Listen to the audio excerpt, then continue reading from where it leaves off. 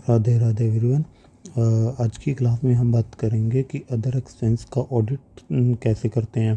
सबसे पहले हम ये देखेंगे कि अदर एक्सपेंसेस में कौन कौन से एक्सपेंस इंक्लूड होते हैं। अदर एक्सपेंसेस में वो सारे एक्सपेंस आ जाते हैं जो मेरे एक तो अगर मैं P&L स्टेटमेंट की बात करूँ तो उसमें एक तो एम्प्लॉई बेनिफिट एक्सपेंस होते हैं। एम्प्लॉई बेनिफिट जो मेरे एम्प्लॉई से रिलेटेड खर्चे होते हैं वो भी आ जाते हैं। फाइनेंस कॉस्ट आ जाती है मेरी, उसमें आ जाता है मेरा डेप्रिसिएशन, ऊपर आ जाता है परचेज़, फिर चेंज इन इन्वेंट्रीज, ये सारी चीज़ें आ जाती हैं। ठीक है, cost of raw material consumed. अगर कोई भी एक्सपेंस इन सब में नहीं फॉल करता है तो वो मेरा एक्सपेंस अदर एक्सपेंस के हेड में आएगा। अगर कोई भी expense cost of raw material consumed में, चेंज इन इन्वेंट्रीज में, एम्प्लॉय बेनिफिट्स में, फाइनेंस कॉस्ट में और डेप्रिसिएशन मतलब इसमें फॉल नहीं करता है तो वो सारे मेरे एक्सपेंस अदर एक्सपेंस की कैटेगरी में इंक्लूड हो जाएंगे। तब इसको ऑडिट कैसे करते हैं? सबसे पहले हम ओवरऑल देखते हैं कि इसमें हम ओवरऑल सबसे पहले ये चेकिंग करना है कि अदर एक्सपेंस एक तो सबसे पहले बिजनेस से रिलेटेड होना चाहिए। बिजनेस से रिलेटेड होगा तभी वो हम अपने एक्सपेंस में इंक्लूड करेंगे, अदरवाइज उसको एक्सपेंस नहीं मानेंगे। वो यानी कि वो पर्सनल नेचर का एक्सपेंस नहीं होना चाहिए। मैं एक बार कहीं ऑडिट करने गया था तो ये देखा था कि दुबई ट्रिप, आपको एक पर्सनल एक्सपीरियंस बताता हूँ अपना, कि दुबई ट्रिप के एक्सपेंस थे डायरेक्टर के, वो 31 दिसंबर के, जो देखते ही लग रहा था कि ये पर्सनल नेचर के एक्सपेंस हैं। वो as a business expense claim कर रहे थे कि ये बिजनेस एक्सपेंस हैं, कोई मतलब बेस ही नहीं था। तो मतलब ये पर्सनल नेचर के एक्सपेंस आपको बिजनेस में कभी भी क्लेम नहीं कर सकते। ये आप ध्यान रखना बिल्कुल ही। ठीक है, एक तो वो सबसे पहला रूल यही है, पर्सनल नेचर के एक्सपेंस बिल नहीं होने चाहिए। अदर एक्सपेंस में कोई एक्सपेंस नहीं आएगा जो पर्सनल नेचर का एक्सपेंस हो। सेकंड, वो हमेशा सपोर्टिंग डॉक्यूमेंट्स होने चाहिए उसके पास। जैसे अगर मैं कहीं बाहर बिजनेस ट्रिप पे जा रहा हूँ तो ट्रैवल टिकट्स होंगी, इंश्योरेंस पॉलिसी होगी, मेरे इन्वॉइसेस होंगे मेरे पास। ठीक है, और क्या कहते हैं हम, ये मतलब ये सारी invoices, travel tickets, insurance policy, मतलब ये चीज़ें तो पक्का मिल ही जाएंगी। ठीक है, और ये थर्ड इसमें आता है कि वो करेक्ट हेड में क्लासीफाई हो। मतलब अगर मेरा इलेक्ट्रिसिटी से रिलेटेड एक्सपेंस है तो वो मेरा किस में जाएगा? वो पावर एंड फ्यूल में जाएगा। तो ये अपने देखना है कि वो करेक्ट हेड में क्लासीफाई होना चाहिए, वो मेरा अदर एक्सपेंस किसी और हेड में क्लासीफाई ना हो। ठीक है, और सेकंड, वो रिवेन्यू नेचर का होना चाहिए, कैपिटल एक्सपेंडिचर नहीं होना चाहिए। कैपिटल एक्सपेंडिचर तो सीधा फिक्स एसेट नेचर का खर्चा हो जाता है, वो तो फिक्स एसेट में ऐड हो जाता है। तो मेरा एक्सपेंस हमेशा रिवेन्यू नेचर का होना चाहिए। रिवेन्यू नेचर का एक्सपेंस होता है जिसका बेनिफिट मेरे को विद इन 1 ईयर मिल जाता है, उसको मैं रिवेन्यू नेचर का एक्सपेंस मानता हूँ। बेनिफिट विद इन 1 ईयर, तो उसको मैं मानता हूँ रिवेन्यू नेचर का एक्सपेंस। तो वही सारे एक्सपेंस मेरे अदर एक्सपेंस की कैटेगरी में इंक्लूड होंगे, यानी कि वही मेरे P&L में आएंगे, अदरवाइज वो फिक्स एसेट में जाएंगे। क्या? ठीक है, और वो एक उसमें होना चाहिए कि whether expenditure percent to the current period under audit. It means वो प्रायर पीरियड का एक्सपेंस नहीं होना चाहिए, यानी कि वो मेरा अगर मैं ऑडिट कर रहा हूँ 1/4/25 से लेकर 31 टू 31 मार्च 26 का, तो मेरा इसी पीरियड का एक्सपेंस होना चाहिए, यानी कि इसी पीरियड में वो एक्रू होना चाहिए, यानी कि किसी और पीरियड का एक्सपेंस इसमें डाल दिया हो। यानी कि अगर मान लो क्या कहते हैं, इलेक्ट्रिसिटी बिल था मेरा क्या कहते हैं क्या कहते हैं मार्च 25 का। ठीक है, वो आया तो मेरे पास अप्रैल 25 में, तो मैंने क्या किया, इस अप्रैल 25 में उसको डाल दिया, जबकि वो खर्चा तो मेरा मार्च 25 का था, वो तो पहले ही मेरे मार्च 25 में जाना चाहिए था। इट मीन्स वो फॉल करता था 1/4/24 से लेके 31/3/25 की वाले फाइनेंशियल ईयर में, लेकिन गलत फाइनेंशियल ईयर में चला गया। तो उस कारण ये देखना है कि वो सही पीरियड में कवर हो रहा है कि नहीं हो रहा वो मेरा एक्सपेंस। क्या मैंने सारे प्रोविज़न जो मेरे 31 मार्च को जो 31 मार्च को जितने भी मेरे प्रोविज़न बनते थे वो सारे प्रोविज़न मेरे बुक हो गए या नहीं हो गए। जैसे कि ऑडिट एक्सपेंस का प्रोविज़न हो, या फिर क्या कहते हैं फ्रेट का प्रोविज़न होता है मेरा, और भी सारे प्रोफेशनल एक्सपेंसेस के प्रोविज़न हो, हाँ ठीक है, इलेक्ट्रिसिटी का प्रोविज़न हो, ये सारे प्रोविज़न मेरे बुक हो गए हैं कि नहीं हो गए। जो मेरे 31 मार्च के एक्सपेंस थे, बट वो मेरे को अभी तक मिले नहीं, बट मैं उसका प्रोविज़न ले लूँगा क्योंकि उसका बेनिफिट मैं विद इन फाइनेंशियल ईयर ले चुका हूँ। तो ये सारे आपको चीज़ें ध्यान करके चलनी है कि सबसे पहले तुम इसको यही कंडीशन फुलफिल हो, बाद में नेक्स्ट स्टेप देखेंगे। एक तो बिजनेस से रिलेटेड हो, सपोर्टिंग डॉक्यूमेंट हो, सही हेड के अंडर क्लासिफाइड हो, रेवेन्यू नेचर का हो, कैपिटल नेचर का ना हो, प्रायर पीरियड से रिलेटेड ना हो, और एक्सपेंडिचर और एज पर डेलीगेशन अथॉरिटी हो, यानी कि वो प्रॉपर अप्रूवल होनी चाहिए। अगर मैंने परचेज़ किया है तो परचेज हेड के साइन हो, पीआर लगी हो, पीओ लगा हो, एमआरएन लगी हो उसके ऊपर, और फ्रेट अगर आया तो मेरा पीओडी लगी हो, उसके साथ में प्रूफ ऑफ डिलीवरी लगाओ। यानी कि यही सारी चीज़ें as per delegation of authority matrix होना चाहिए। जिसके भी मेरे इन्वॉइसेस पे साइन होने चाहिए, उनके ऊपर साइन है कि नहीं है। ये सारी चीज़ें आपको मोटी मोटी पहले ऊपर से चेक कर लेनी है। अब हम चलेंगे एक एक हेड को देखेंगे कि एक एक हेड का एक्सपेंस हम कैसे चेक करते हैं। अब हम देखते हैं कि रेंट एक्सपेंस को कैसे चेक करते हैं। सबसे पहले तो आप देखो मंथ वाइज और रेंट एक्सपेंस होना चाहिए, यानी कि वो सभी मंथ में एक्सपेंस आ रहा है कि नहीं आ रहा, यानी कि एक मंथ में आ रहा है, दूसरे मंथ में आ रहा है, दूसरे मंथ में आ रहा है, तीसरे मंथ में आ रहा है कि नहीं आ रहा। ये सारी पहले चीज़ें चेक कर लो। उसके पास एग्रीमेंट ले लो, एग्रीमेंट से मैच कर लो सारी जो भी कंडीशंस हैं, वो सारी एज उसी के अकॉर्डिंग ही रेंट बुक है कि नहीं है। जितना मेरा एग्रीमेंट में रेंट लिखा हुआ है उसी के अकॉर्डिंग रेंट बुक है कि नहीं है, एरिया भी लिखा हुआ है कि नहीं लिखा हुआ, वो रेंट एग्रीमेंट एक्सपायर तो नहीं है, यानी कि एक्सपायर एग्रीमेंट आपको चिपकाते हो, तो ऐसा नहीं होना चाहिए। ठीक है, रेंट एग्रीमेंट पे साइन होने चाहिए, चाहे वो क्या कहते हैं लैंडलॉर्ड हो या फिर टेनेंट, दोनों के साइन होने चाहिए। 100 रुपये के स्टैम्प पेपर पे बना हुआ होना चाहिए। ठीक है, उसमें सारी कंडीशंस लिखी हों, और ये भी चेक करना है कि मेरा एडवांस रेंट जा रहा है कि at the end of month जा रहा है रेंट, ये भी चेक करना है। प्रीमाइसिस कहाँ पर है, किस पर्पस के लिए यूज़ हो रही हैं प्रीमाइसिस मेरी, ये सारी चीज़ें चेक कर, क्योंकि एक चीज़ दूसरे से पक्का कनेक्ट होती है।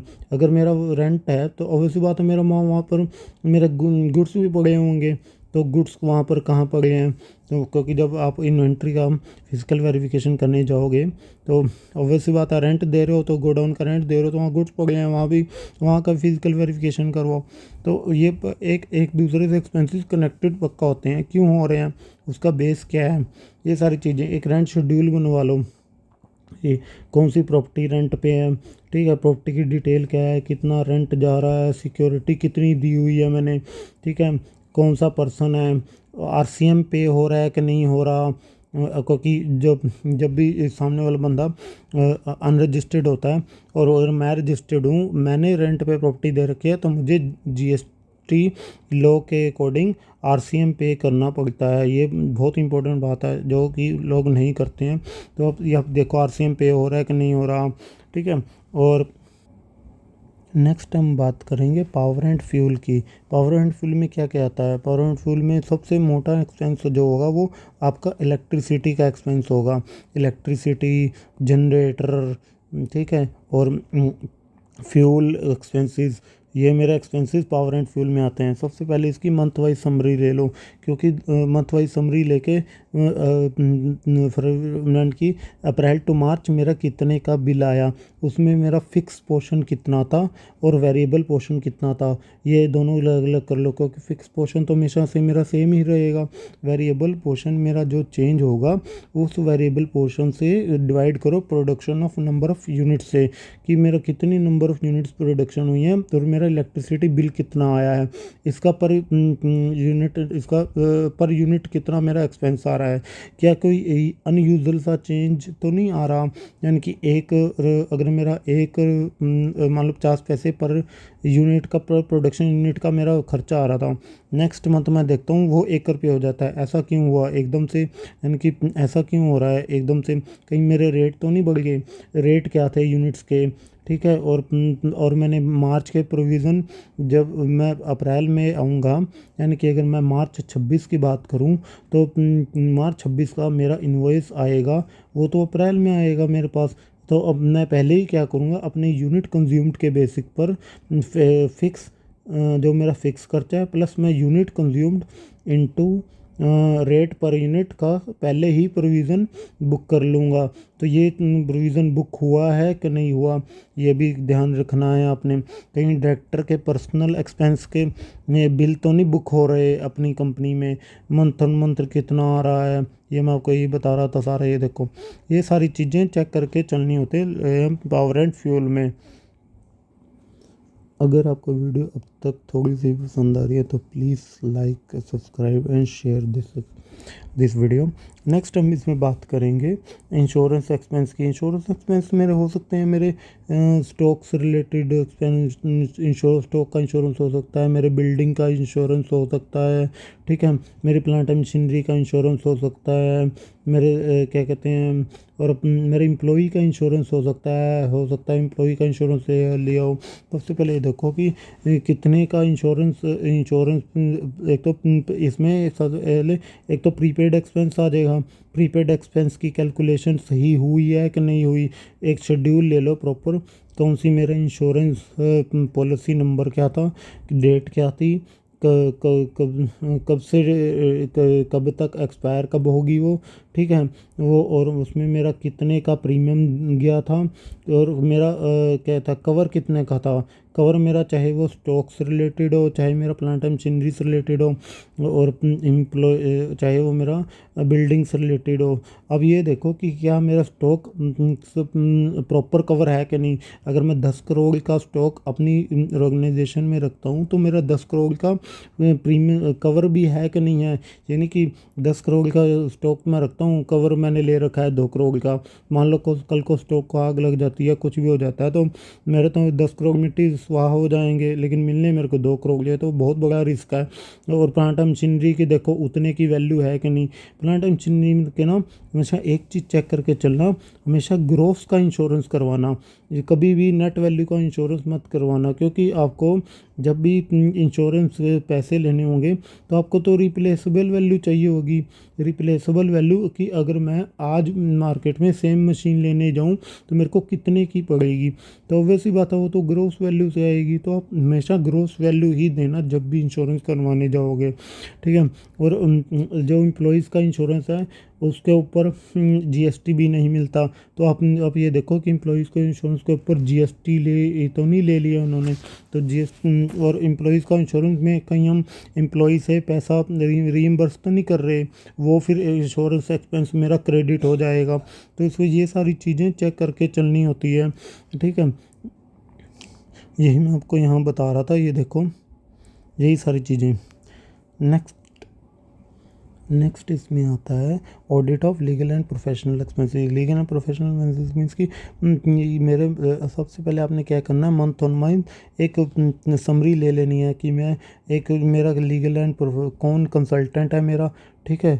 मैंने मंथ वाइज समरी ले लेनी है। यहाँ पर मंथ ले लो, मंथ में अप्रैल में मान लो अप्रैल मई जून, इसकी समरी ले लो। यहाँ पर कितने 2 लाख हो गए, यहाँ 3 लाख हो गए, यहाँ मान लो 4 लाख हो गया, तो ये 1-1 लाख बढ़ क्यों रहा है।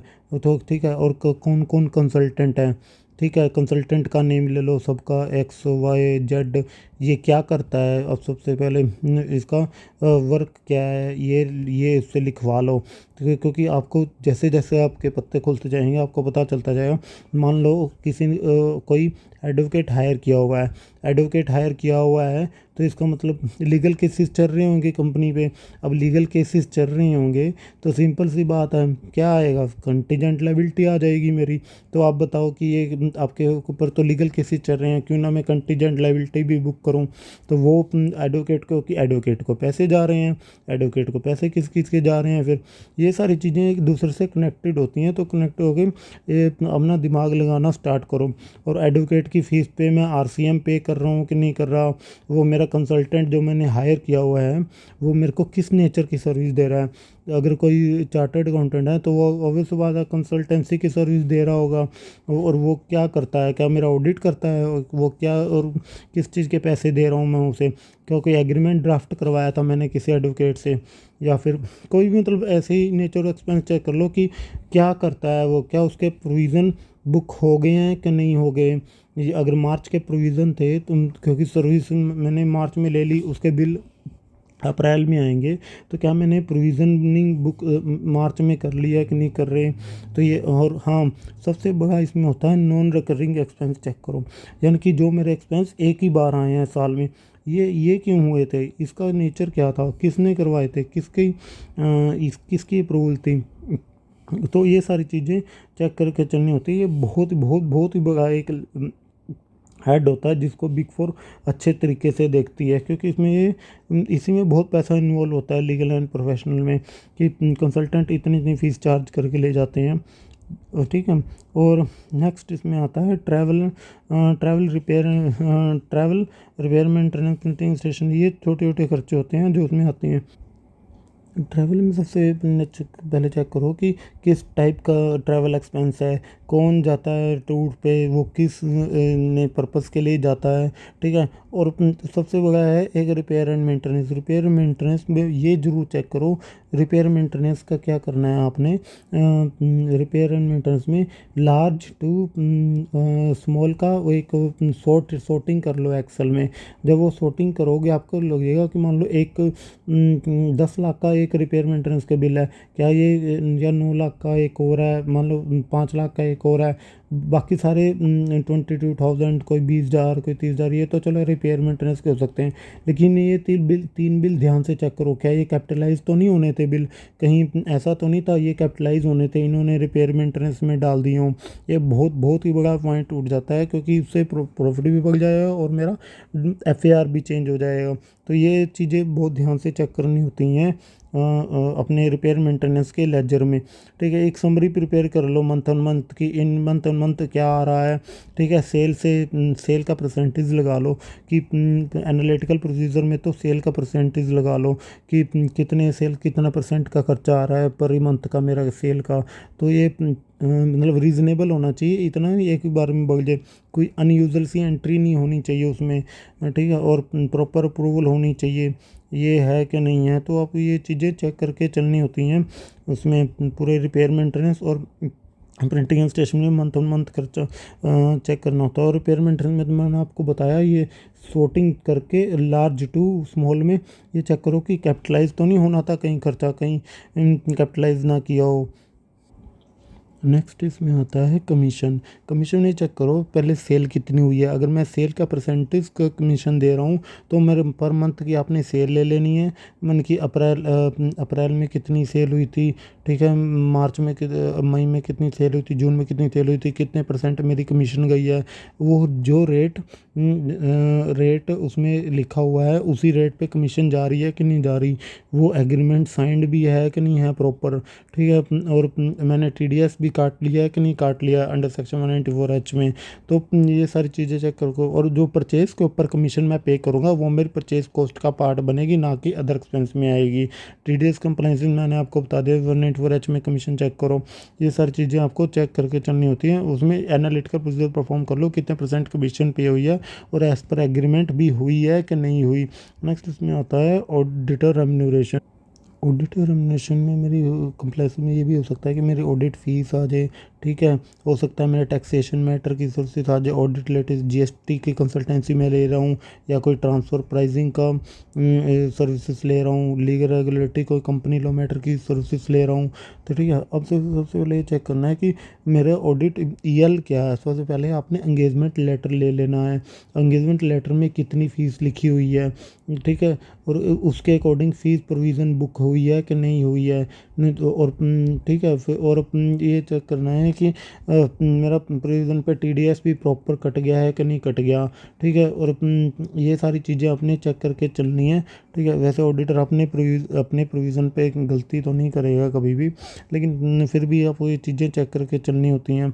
और और हमारा जो कंपनी लॉ कहता है कि अगर आपने इससे रिलेटेड पैसे पे किए हैं तो आपको इन सबको अलग अलग से शो करना है, सेपरेट शो करना है। इसका डिस्क्लोजर्स देना है अलग से कि आपने किस अमाउंट के लिए कितने, यानी कि इसके कितने ऑडिट फीस के कितने पैसे दिए हैं, टैक्सेशन मैटर के कितने पैसे दिए हैं, ऑडिट और लीगल कंपनी लॉ से रिलेटेड कितने पैसे दिए हैं, इसको अलग से डिस्क्लोजर्स में अलग से शो करना होता है, ठीक है। और यही मैं आपको ये देखो बता रहा था, टीडीएस कट गया है कि नहीं कट गया, ठीक है। फाइनल इनवॉइस रेज हुआ है कि नहीं, बैलेंस शीट में दिख रहा है कि नहीं दिख रहा प्रोविज़न, ये सारी चीज़ें चेक करके चलनी होती हैं।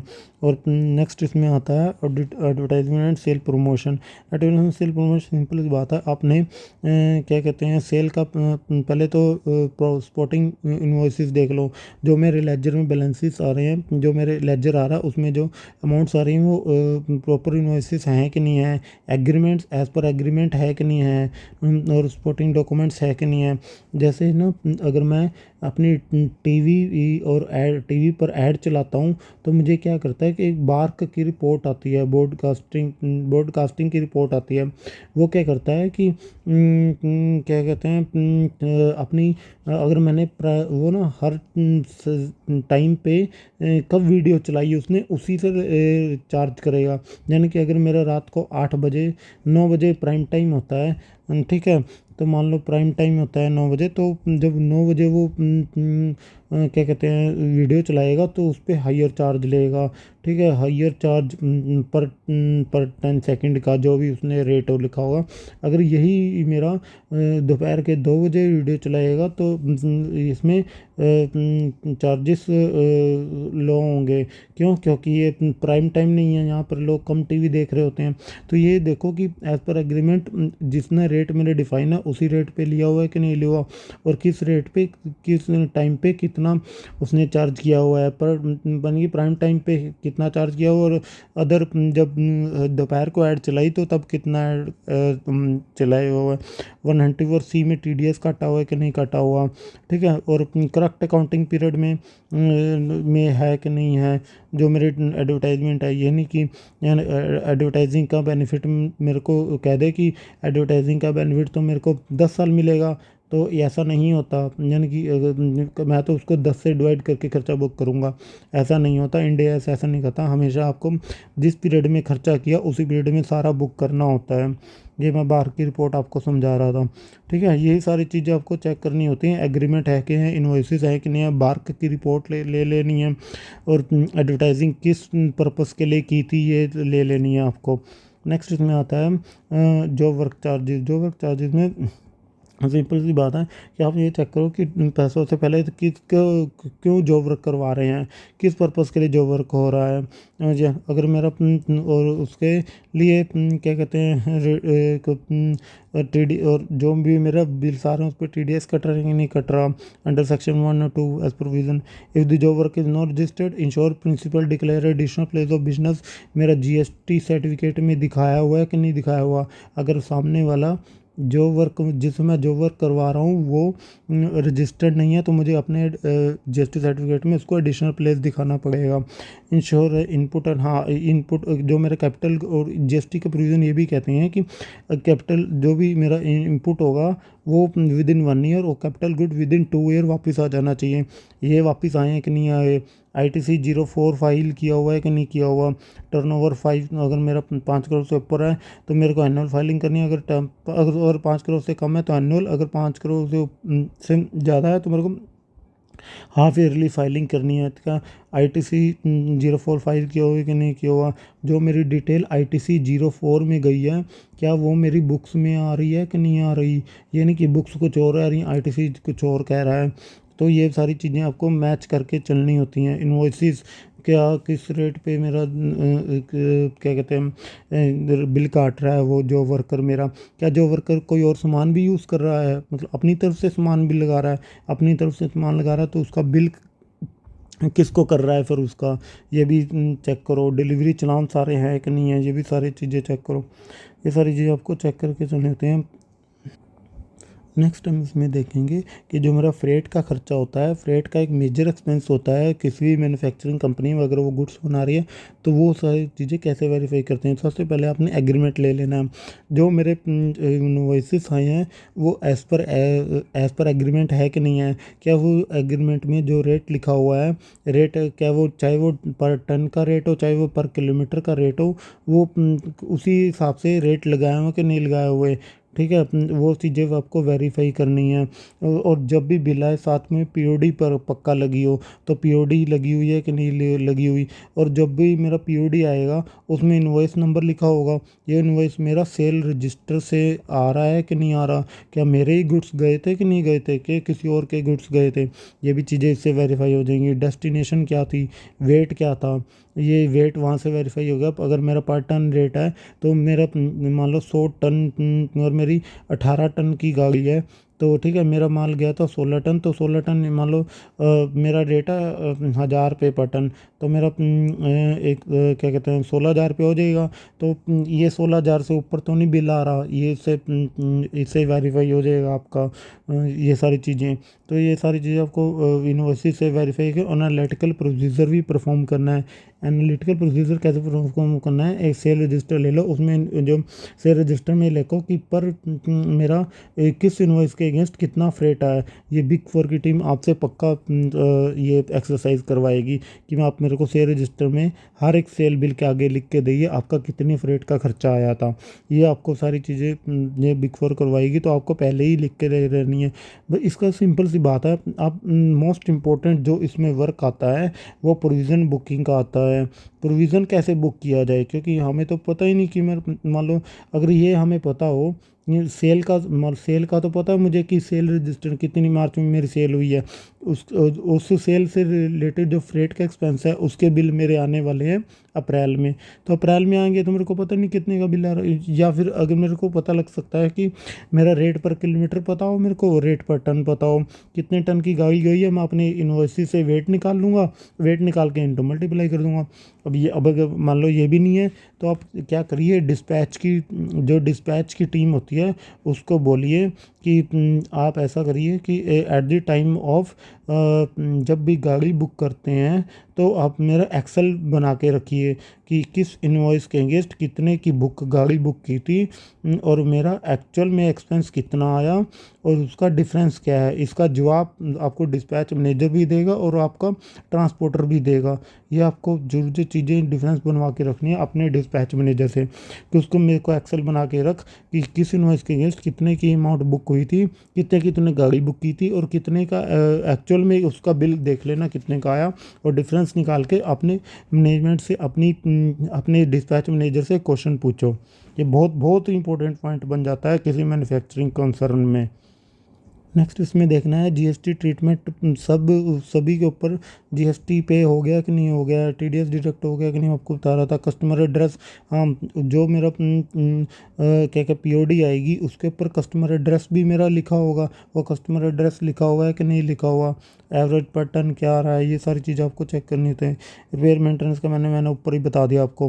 कभी आपको sorting कर लेनी है इसमें, रिपेयर मेंटेनेंस में sorting कर लोगे, sorting करके लार्ज टू क्या कहते हैं लार्ज टू स्मॉल कर लो, और उसमें देखो कि मेरे 10 लाख कोई खर्चा आ रहा है, कोई 9 लाख का आ रहा है, या फिर कोई 20 हज़ार का आ रहा है, कोई 30 हज़ार का आ रहा है। ये तो रिपेयर मेंटेनेंस के एक्सपेंस हो सकते हैं, बट ये क्वेश्चनेबल हो जाएंगे कि ये 10 लाख का खर्चा रिपेयर का कैसे हो सकता है, ये कैपिटलाइज तो नहीं होने थे, कहीं कहीं ऐसा तो नहीं कैपिटलाइज होने थे आपने रिपेयर मेंटेनेंस में डाल दी हो। ये सारी चीज़ें चेक करके चलनी होती हैं। रिपेयरमेंट, हाँ, और जो मेरा क्या कहते हैं जो मेरा मोटर व्हीकल की रिपेयर होती है उसमें मेरे को आईटीसी इनपुट भी नहीं मिलता, तो और तो उसके ऊपर आईटीसी इनपुट तो नहीं ले लिया। ये भी आपने चीज़ें चेक करके चलनी होती हैं, ठीक है। और प्रीपेड एक्सपेंसेस, मान लो एएमसी है तो मेरा प्रीपेड एक्सपेंस भी बुक होगा, तो प्रीपेड एक्सपेंस में चेक करने कि ये एएमसी प्रॉपर मेरा प्रीपेड एक्सपेंस बुक हुआ है कि नहीं हुआ, कितने डेज़ का होना चाहिए था उतने डेज़ का हुआ है कि नहीं हुआ, ठीक है। नेक्स्ट इसमें आता है audit of bad debts. Bad debts का सिंपल बात है, ईसीएल कैलकुलेशन होती है। आप एजिंग लीजिए, एजिंग ले लिए, एजिंग से ईसीएल कैलकुलेशन कर लीजिए। ईसीएल कैलकुलेशन क्या होता है, इंड एस 109 कहता है कि आपने कितने भी फाइनेंशियल, क्योंकि मेरा ट्रेड रिसीवेबल मेरा क्या होती है फाइनेंशियल एसेट्स। फाइनेंशियल एसेट्स का क्या कहता है कि आपने इम्पेयरमेंट टेस्टिंग, इंडेक्स 109 कहता है कि इम्पेयरमेंट टेस्टिंग करनी है। इम्पेयरमेंट टेस्टिंग भी यानी कि मेरा कितने का एक्सपेक्टेड लॉस हो सकता है, ये आपने हर साल टेस्टिंग करनी है इसकी। एक्सपेक्टेड लॉस कैसे होगा, अगर मेरे बैड डेट्स मेरे को डेटर पे नहीं करेंगे, अगर मेरे डेटर मेरे को पे नहीं करेंगे तो मेरे को क्या करना पड़ेगा, मेरे को प्रोविज़न बनाना पड़ेगा। तो प्रोविज़न जो बनाया क्या वो करेक्ट प्रोविज़न बनाया कि नहीं बनाया, ये सारी चीज़ें चेक करनी है। अगर मैंने राइट ऑफ किए तो कौन से मैंने राइट ऑफ किए थे, उसका मैंने राइट ऑफ तो कर दिए, क्या मैंने उसका कोई फॉलोअप लिया था, क्या मैंने कोई लीगल एक्शन लिया था उन डेटर के अगेंस्ट, मैंने क्या स्टेप्स लिए उन डेटर्स का पैसा रिकवर करने के लिए। बिग फोर आपसे पूछेगी कि ये क्या आपने क्यों नहीं आप राइट ऑफ कर रहे हो, उनके क्या एक्शन लिए आपने उस पैसे रिकवर करने के लिए, क्या आपने बोर्ड रेजोल्यूशन पास कर दिया कि नहीं कर दिया राइट ऑफ करने के लिए, मैनेजमेंट्स के साइन है कि नहीं है, एमडी के साइन है कि नहीं है उस डेटर्स को राइट ऑफ करने के लिए। ये भी सारी चीज़ें एक बहुत बहुत इंपॉर्टेंट मोस्ट इंपॉर्टेंट पार्ट बन जाती है ये किसी बड़ी ऑर्गेनाइजेशन में। नेक्स्ट इसमें आता है मेरा सॉफ्टवेयर चार्जेस होते हैं। जो सॉफ्टवेयर चार्जेस में सिंपल सी बात है, मेरे टैली अगर मैं सैप जो हो चला रहा हूँ तो उसके लाइसेंस फीस वगैरह आ जाएगी। तो जो मेरे सॉफ्टवेयर चार्जेस हैं, क्या वो अगर मेरे लाइसेंस फीस मैंने पूरे साल की पे की है तो क्या उसमें प्रीपेड एक्सपेंस बुक हो गया है कि नहीं हुआ, मेरा एग्रीमेंट कितने का था ये आपने चेक करके चलना है, कितने मैंने लाइसेंस लिए हुए हैं, पर लाइसेंस फ़ीस क्या है, ठीक है, ये चीज़ें चेक करके चलनी है। और कोई लाइसेंस में और कोई फैसिलिटी तो नहीं ली हुई, और कोई फैसिलिटी मतलब जो मैंने बैकअप का कोई प्लान तो नहीं लिया हुआ कोई कंपनी से कोई, ठीक है। और वो कोई मेरा कंसल्टेंट है, मान लो आईटी कंसल्टेंट है, तो क्या उसको पैसे तो नहीं जा रहे कोई मेरे, ठीक है। और वो मेरे सॉफ्टवेयर अगर मान लो मैंने 20 लाख का सॉफ्टवेयर लिया था तो उसको और वो इंटेंजिबल एसेट्स बुक होना चाहिए था, तो इंटेंजिबल एसेट्स बुक हुआ है कि नहीं हुआ, उसकी डेप्रिसिएशन प्रॉपर हुई है कि नहीं हुए, तो ये सारी चीज़ें चेक करके चलनी होती हैं। सीएसआर एक्सपेंस होता है, सीएसआर एक्सपेंस में सबसे पहले एप्लीकेबिलिटी क्राइटेरिया चेक करो, क्या एप्लीकेबल ही होता है कि नहीं होता किसी कंपनी को ऊपर सीएसआर एक्सपेंस। सीएसआर एक्सपेंस तब एप्लीकेबल होता है अगर मेरा नेट प्रॉफिट 5 करोड़ से ऊपर हो, या नेटवर्थ 1000 करोड़ से ऊपर हो, या फिर टर्नओवर इसमें बताता हूँ आपको मैं, NP greater than 5 crore, net worth मेरी क्या कहते हैं 1000 करोड़ से ऊपर हो, और टर्नओवर मेरा 500 करोड़ से ऊपर हो, तभी मेरा क्या कहते हैं सीएसआर एप्लीकेबल होता है। सीएसआर पे कितना करना होता है, सीएसआर सिंपल सी बात है 2% of average net profit of last 3 years पे करना होता है। तो ये अपनी चीज़ें चेक करने की होती है कि प्रॉपर इसका अलग से डिस्क्लोजर्स भी जाता है उसमें फाइनेंशियल्स में, तो यह प्रॉपर क्लासिफिकेशन कर दी है कि नहीं कर दी, ये चीज़ें चेक करके चलनी है आपने। और सीएसआर पॉलिसी है कि नहीं है कंपनी के पास, ठीक है। सीएसआर कमेटी भी होगी, क्या जो मैंने एक्सपेंस किया वो वही एक्सपेंस था जो शेड्यूल 7 में लिखा हुआ है, तो अगर जो शेड्यूल 7 से बाहर के खर्चे आप नहीं कर सकते, तो वही एक्सपेंस किया ना मैंने जितने भी, क्या उस एक्सपेंस के अगेंस्ट इन्वॉइसेस थे कि नहीं थे मेरे पास, ये भी चीज़ें चेक करके चलनी होती हैं। और ठीक है, ये देखो मैं आपको ये बता रहा था, जो मेरा अनस्पेंट अमाउंट है मैंने उसका क्या किया, कंपनी लो कहता है अनस्पेंट अमाउंट को मेरे within the prescribed limit, कि within the period of 1 month मेरे को एक फंड में डालना होता है, क्या वो डाल दिया कि नहीं डाल दिया, ठीक है। और सीएसआर मैं ये बता रहा था आपको, ये देखो सीएसआर पॉलिसी है कि नहीं है, ठीक है। सीएसआर पॉलिसी होगी, सीएसआर कमेटी भी होगी, सीएसआर की कंपनी का और डॉक्यूमेंटेशन जो मैंने मैंने CSR एक्सपेंस किए उसका मैंने इनवॉइसेस हैं कि नहीं है, एग्रीमेंट है कि नहीं है, ठीक है, प्रॉपर डिस्क्लोज़र मैंने दे रखा है कि नहीं दे रखा, ये भी सारी चीज़ें चेक करके चलनी होती हैं। नेक्स्ट रेट्स एंड टैक्सेस, ये चेक करो कि proper 100% verification tax related expense, क्या कोई मैंने कोई ऐसा एक्सपेंस अनयूजुअल सा एक्सपेंस तो नहीं आ रहा, ठीक है, और rates expenses one time expense तो नहीं, हायर एक्सपेंस तो नहीं आ रहा, क्योंकि उससे अनयूजुअल ट्रांजैक्शन का पता चलता है। नेक्स्ट इसमें मिसलेनियस एक्सपेंसेस आ जाता है। मिसलेनियस एक्सपेंसेस में सिंपल बात है, अब जो मेरे एक्सपेंसेस ऊपर वाले सारे हेड में कवर नहीं होते वो सारे मिसलेनियस एक्सपेंस में कवर हो जाते हैं। ये चीज़ ये इम्पोर्टेंट है मेरा कि ये सारी चीज़ें चेक ये प्रॉपर वेरीफाई करो कि as per schedule 3 of company act 2030 any item of expenditure exceeding 1% of the revenue from operation और 1 lakh which every side should be disclose separately, यानी कि अगर मेरा कोई भी एक्सपेंस 1% से ऊपर है रेवेन्यू का, ठीक है, वो मेरे को सेपरेट, और 1 lakh whichever is higher, वो एक्सपेंस मेरे को सेपरेटली डिस्क्लोज करना पड़ेगा। ये नहीं कि मैं उसको किसी भी दूसरे एक्सपेंस में क्लब कर या उसको as a miscellaneous expense show नहीं कर सकते। ये ऐसा मेरा शेड्यूल 3 ऑफ कंपनी एक्ट 2013 कहता है, यानी कि रिस्ट्रिक्ट करता है, आप ऐसा नहीं कर सकते। So that is for the day. If you like this video, keep watching it, keep sharing it, keep sharing it. Thank you everyone.